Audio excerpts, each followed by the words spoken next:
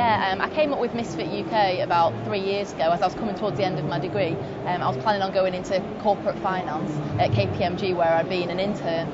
And I went to go to the interviews, to go and buy a blouse, to go to the interviews. Was going into River Island, New Look, on the high street, picking up a size 8 or a size 10, which is what size I am, and finding that the buttons just wouldn't meet together. And if they would meet together, there was a big gape so that anybody stood to one side could sort of see into your top.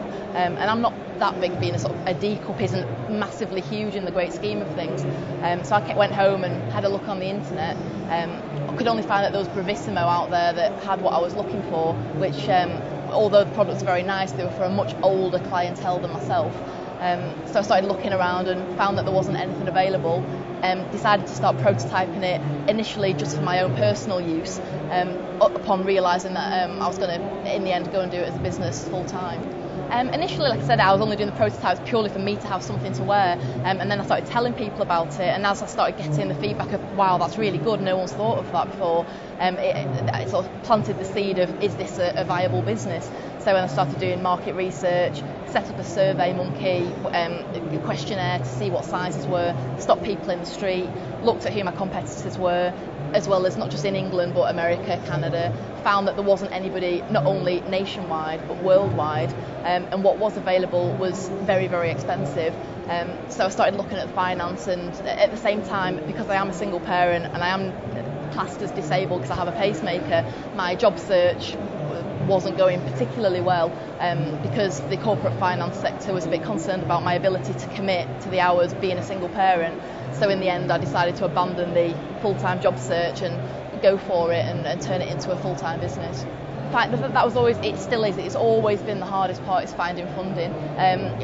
There are some really good organisations in my particular regional area of Lancashire, with the North West Development Agency and Business Link and Enterprise for All, but there's not an awful lot of grants available. There are some soft loans at 4% above base rate, but they are very difficult to get. It's quite lengthy, the application procedures are 4 months. You have to get them verified by accountants, redo the business plans, 5-year financial forecasts. So many hoops to jump through just for maybe a couple of £1,000s that you're paying back anyway.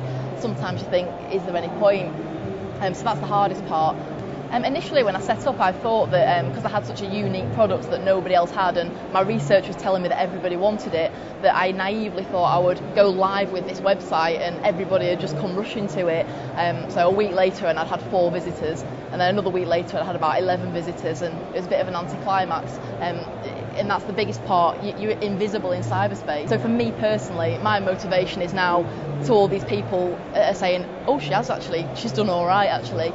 She's not gone down the path that everybody expected, and it's been really successful. And to also inspire other people, I do a lot of speaking now at single parents events and universities and public sector people on benefits and stuff. And for them who think, I can't do that, I say, well, when I was 19, I was on income support, I was on benefits, I had about £36 in the bank, but I managed to get off that and get to where I am now. It is possible, and just to pass that message along, really. In the early stages, I did the whole Grazia, Look, all the women's glossy magazines, classified. I spent, thankfully not too much, but a bit of money in the beginning, and myself, I realised that I wasn't getting the return on it. So now I prefer not to pay money on clear advertising, because these days the consumer is quite savvy. They can recognise it's an advert, someone's paid for this advert, doesn't mean anything. Whereas PR is that people are aware that that's a journalist who likes that product genuinely and has chosen to write about it, as opposed to money being an influence somewhere in the equation. So I would rather now spend the money with a PR company and try and secure good quality national PR in women's magazines. You know, this month we're loving this blouse, this dress, because then people read it and they think, oh, that's what this magazine is recommending. There's no money involved here, they've not paid them to do that. It's a lot more influential, I think, with the consumer these days, in an environment where we're very savvy over, and I think we're very sort of sceptical about advertising as a nation at the moment.